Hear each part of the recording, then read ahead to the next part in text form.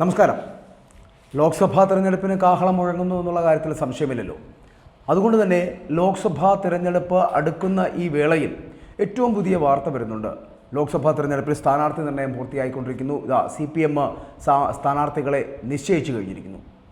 അതേസമയം BJPക്കാണ് ഇനി സ്ഥാനാർത്ഥി നിർണ്ണയം നടത്തേണ്ടത്. മാത്രമല്ല കോൺഗ്രസിൻ്റെ സിറ്റിംഗ് MPമാരെല്ലാം മത്സരിക്കുന്നുണ്ട്. അതുകൊണ്ട് തന്നെ ബാക്കിയുള്ള സ്ഥാനാർത്ഥികളെക്കുറിച്ച് മാത്രമാണ് തീരുമാനിക്കേണ്ടതും. ആ സ്ഥാനാർത്ഥി നിർണ്ണയവും ഉടൻ പൂർത്തിയാകും. പക്ഷേ BJPയുടെ സ്ഥാനാർത്ഥി നിർണ്ണയത്തിൽ വലിയ രഹസ്യം സൂക്ഷിച്ചിട്ടുണ്ട്. ആ രഹസ്യങ്ങൾ എന്തൊക്കെയാണ് എന്നാണ് അറിയേണ്ടത്. ആ രഹസ്യത്തിൽ ഒന്നാമതായി നമുക്കറിയാൻ കഴിയുന്നത് എറണാകുളത്ത് സ്ഥാനാർത്ഥിയാകാൻ പോകുന്നത് മറ്റാരുമല്ല, സുജയ പാർവതിയാണ്. സുജയ പാർവതിക്ക് സ്ഥാനാർത്ഥിത്വം ലഭിക്കുവാനുള്ള സാധ്യത വളരെ വലുതാണ് എന്നാണ് നമുക്കറിയാൻ കഴിയുന്നത്. അതിനുള്ള സാധ്യതകൾ വന്നുകൊണ്ടിരിക്കുന്നു എന്ന് വേണമെങ്കിൽ പറയാം. കാരണം അതിന് പിന്നിൽ പ്രവർത്തിക്കുന്നത് ആരാണ്? സുജയ പാർവതിക്ക് അത്തരത്തിലൊരു സീറ്റ് ലഭിക്കുന്നതിന് ആരാണ് കാരണക്കാർ? ഈ ലോക്സഭാ തെരഞ്ഞെടുപ്പിനുള്ള ആദ്യഘട്ട സ്ഥാനാർത്ഥി പട്ടിക എന്ന് പറയപ്പെടുന്നത് BJP ഇന്ന് പുറത്തിറക്കിയേക്കും. ഇന്ന് ഈ വൈകുന്നേരത്തിനകത്ത് പുറത്തിറക്കും. പ്രധാനമന്ത്രിയുടെ അധ്യക്ഷതയിൽ ചേരുന്ന പാർലമെൻ്ററി ബോഡി യോഗത്തിന് ശേഷമായിരിക്കും അത്തരത്തിലൊരു പ്രഖ്യാപനം വരാൻ പോകുന്നത്. വിവിധ സംസ്ഥാനങ്ങളിൽ നിന്നുള്ള പ്രാഥമിക പട്ടിക പരിഗണിച്ചായിരിക്കും അന്തിമ പട്ടികയ്ക്ക് രൂപം നൽകുക എന്നാണ് നമുക്കറിയാൻ കഴിയുന്ന വിവരം. കഴിഞ്ഞ മാസം 24-ാം തീയതി കേരളത്തിൽ നിന്നുള്ള നേതാക്കൾ എല്ലാവരും ഈ പ്രാഥമിക ചർച്ചയ്ക്ക് വേണ്ടിയിട്ട് ഡൽഹിയിലെത്തിയ ഒരു സാഹചര്യം ഉണ്ടായിരുന്നു. ആ സാഹചര്യത്തിലാണ് നമ്മുടെ K. സുരേന്ദ്രനും ഡൽഹിക്ക് പോയത്. ബംഗളൂരു നോർത്ത് മണ്ഡലത്തിൽ മത്സരിക്കാൻ താല്പര്യം അറിയിച്ചുകൊണ്ട് കേന്ദ്രമന്ത്രി രാജീവ് ചന്ദ്രശേഖർ രംഗത്തെത്തിയിരിക്കുന്ന ഒരു സാഹചര്യം ഉണ്ടായിരുന്നു. പകരം രാജീവ് ചന്ദ്രശേഖറിനെ തിരുവനന്തപുരത്ത് എത്തിക്കുവാനുള്ള ശ്രമമാണ് പക്ഷേ ഇപ്പോൾ തുടർന്നുകൊണ്ടിരിക്കുന്നത്.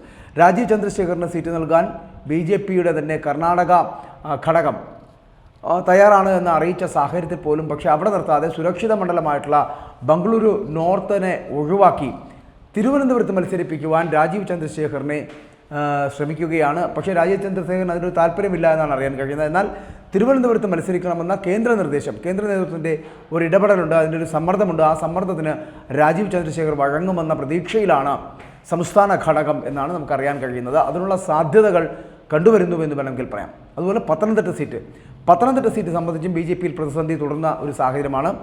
PC ജോർജിനായിട്ട് കേന്ദ്ര നേതൃത്വം ഉറച്ചു നിൽക്കുന്ന ഒരു സാഹചര്യം അറിയുന്നുണ്ട്.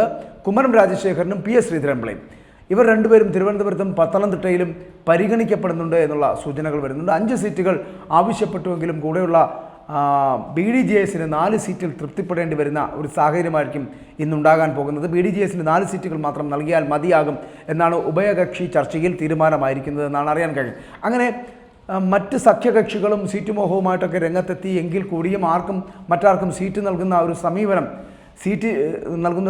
സ്വീകരിച്ചില്ല. ഉഭയകക്ഷി ചർച്ചയിലെ നിർദ്ദേശമനുസരിച്ച് BDJSന് മാത്രമാണ് കൊടുക്കാൻ പോകുന്നത്. 16 സീറ്റിൽ BJP മത്സരിക്കും, 4 എണ്ണത്തിൽ BDJS മത്സരിക്കും എന്നതാണ് NDAയുടെ കക്ഷിനില എന്ന് പറയപ്പെടുന്നത്. ആലത്തൂരും വയനാടും ഇത്തവണ BDJSന് ലഭിക്കുകയില്ല. പകരം അവിടെ ആ 2 സീറ്റും BJP തിരിച്ചെടുക്കുകയാണ്. പകരം കോട്ടയം, ഇടുക്കിയും മാത്രമല്ല മാവേലിക്കരയും ചാലക്കുടി എന്നീ സീറ്റുകളാണ് ഇപ്പോൾ BDJSന് നൽകാൻ BJP തയ്യാറായിരിക്കുന്നത്. നിലവിലെ ഒരു ധാരണ അനുസരിച്ച് അത്തരത്തിലായിരിക്കും ചെയ്യാൻ പോകുന്നത്.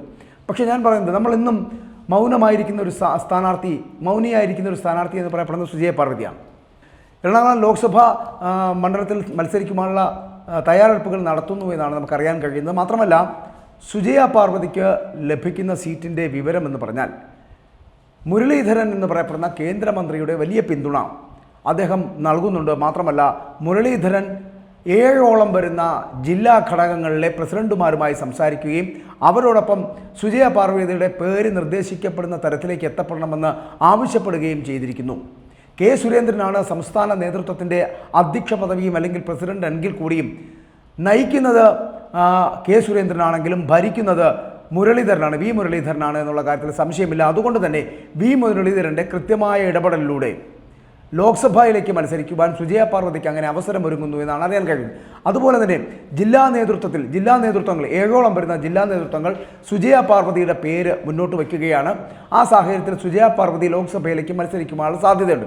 പക്ഷേ സുജയ പാർവതി സത്യത്തിൽ എവിടെ നിന്നാണ് ആരംഭിച്ചത്, എങ്ങനെയാണ് ഇപ്പോൾ BJPയുടെ സ്ഥാനാർത്ഥിയാകുന്നത് എന്ന് പരിശോധിക്കേണ്ടതുണ്ട്. ഒരു കോൺഗ്രസ്സുകാരിയായി പിന്നെ അന്തംകമ്മികളുടെ കൂട്ടത്തിൽ കൈരളി പോലുള്ള ചാനലുകളിൽ പ്രവർത്തിച്ച് അതിനുശേഷം ഇപ്പോൾ റിപ്പോർട്ടർ പോലുള്ള ചാനലിൽ പ്രവർത്തിക്കുന്ന ഒരു വ്യക്തിത്വമാണ് സുജയ പാർവതി എന്ന് പറയപ്പെടുന്നത്. അവരുടെ പാരമ്പര്യത്തിൽ അങ്ങനെ അഖില ഭാരതീയ വിദ്യാർത്ഥി പരിഷത്തുമായിട്ട് ബന്ധപ്പെട്ടിട്ട്, അതായത് ABVP ബന്ധപ്പെട്ടിട്ട് ഏതെങ്കിലും തരത്തിലുള്ള പ്രവർത്തനങ്ങൾ നടത്തിയതായിട്ടോ ഇനി അത്തരത്തിൽ പ്രവർത്തനങ്ങൾ നടത്തിയിട്ടുള്ള പലതരത്തിലുള്ള വനിതകൾ ഇന്നും ABVP എന്ന് പറയപ്പെടുന്ന പ്രസ്ഥാനത്തിലും മഹിളാ മോർച്ച എന്ന് പറയപ്പെടുന്ന പ്രസ്ഥാനത്തിലും പോയി ധാരാളമുള്ളപ്പോഴാണ് സുജയ പാർവതിയെ സ്ഥാനാർത്ഥിത്വത്തിലേക്ക് കൊണ്ടുവരുന്നത് എന്നുള്ളത് ആ മഹിളാ മോർച്ച അടക്കമുള്ളവരിൽ പ്രവർത്തിക്കുന്നവർക്ക് വല്ലാതെ വിഷമമുണ്ടാക്കുന്നു എന്നുള്ള കാര്യത്തിലും സംശയമില്ല. കാരണം അവർക്ക് ലഭിക്കേണ്ട പല സാഹചര്യങ്ങളും സീറ്റുകളുമാണ് ഇപ്പോൾ മറ്റുള്ളവർക്കായി മാറ്റിവെക്കേണ്ടി വരുന്ന ഒരു സാഹചര്യം ഉണ്ടായിരിക്കുന്നത് എന്നുള്ളതാണ്. സുജയ പാർവതിക്ക് എന്തുകൊണ്ടാണ് സീറ്റ് ലഭിക്കുന്നത് എന്ന് വെച്ചാൽ വി മുരളീധരൻ്റെ കൃത്യമായ ഇടപെടൽ കാരണമാണ് എന്ന് പറയുമ്പോൾ തന്നെ വി മുരളീധരൻ എന്തുകൊണ്ടാണ് അത്തരത്തിൽ ഇടപെടലുകൾ നടത്തുന്നത്? ഞാൻ ആദ്യം സൂചിപ്പിച്ച പോലെ സംസ്ഥാന നേതൃത്വത്തിൻ്റെ ചരട് എന്ന് പറയപ്പെടുന്നത് അധ്യക്ഷ പദവി എന്ന് പറയപ്പെടുന്നത് കെ സുരേന്ദ്രൻ്റെ കയ്യിലാണെങ്കിൽ കൂടിയും ഇതിനെ നിയന്ത്രിക്കുന്നതും ഇതിനെ മുന്നോട്ട് ചലിപ്പിക്കുന്നതുമൊക്കെ വി മുരളീധരനാണ്. അതുകൊണ്ട് തന്നെയാണ് വി മുരളീധരൻ പറയുന്നത് മാത്രമാണ് ഇവിടെ നടക്കുന്നത് എന്നുള്ളതാണ് യഥാർത്ഥ വസ്തുതയും. ഇനി ഈ ലോക്സഭാ തെരഞ്ഞെടുപ്പ് അടുത്തിരിക്കുന്ന ഈ സാഹചര്യത്തിൽ യുവമോർച്ചയ്ക്കുള്ളിലോ അല്ലെങ്കിൽ മഹിളാ മോർച്ചയ്ക്കുള്ളിലോ ഏതെങ്കിലും തരത്തിലുള്ള അസ്വാരസ്യങ്ങൾ ഉണ്ടാകുന്നുണ്ട് എന്നുണ്ടെങ്കിൽ അതിന് കാരണവും ഇത്തരത്തിൽ വളരെ കടന്നു വരുന്ന സ്ഥാനാർത്ഥികളാണ്, അല്ലെങ്കിൽ തൂക്കിയിറക്കപ്പെടുന്ന സ്ഥാനാർത്ഥികളാണ് എന്നുള്ളതാണ്.